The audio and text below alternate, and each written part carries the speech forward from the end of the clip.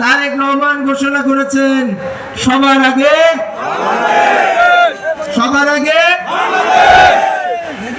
এই সবার আগে বাংলাদেশ কেবল একটি স্লোগান নয়, সবার আগে বাংলাদেশ একটি দর্শন, একটি ফিলসফি। সবার আগে বাংলাদেশের মানে হচ্ছে বাংলাদেশের মানুষের স্বার্থ এবং বাংলাদেশের স্বার্থ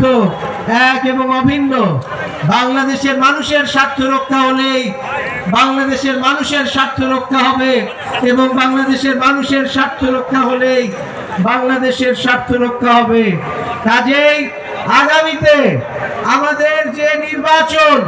সেই নির্বাচনে আমরা যদি বাংলাদেশের স্বাধীনতা এবং সার্বভৌমত্বকে নিশ্চিত করতে চাই, আমরা যদি বিচার বিভাগের স্বাধীনতাকে নিশ্চিত করতে চাই, আমরা যদি চাই একটা জবাবদিহিতামূলক সরকার বাংলাদেশে প্রতিষ্ঠিত হোক, আমরা যদি চাই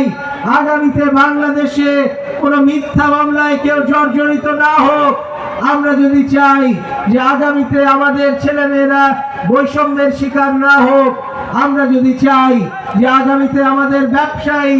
কোন রকম সমস্যা ছাড়া, কোন রকম চাঁদাবাজি ছাড়া ব্যবসা করুক, আমরা যদি চাই নিশ্চিত করতে যে বাংলাদেশের মেয়েরা আজকে যেভাবে দেশ গঠনে অংশগ্রহণ করছে, বাংলাদেশের মেয়েরা একইভাবে বাংলাদেশ গঠনে সামনের দিনে অংশগ্রহণ করবে, আমরা যদি এসব নিশ্চিত করতে চাই, তাহলে আগামী 12ই ফেব্রুয়ারি নির্বাচনে ধানের শীষ প্রতীককে বেছে নিয়ে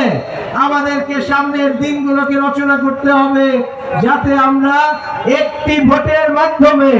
একটি ইতিহাস রচনা করতে পারি।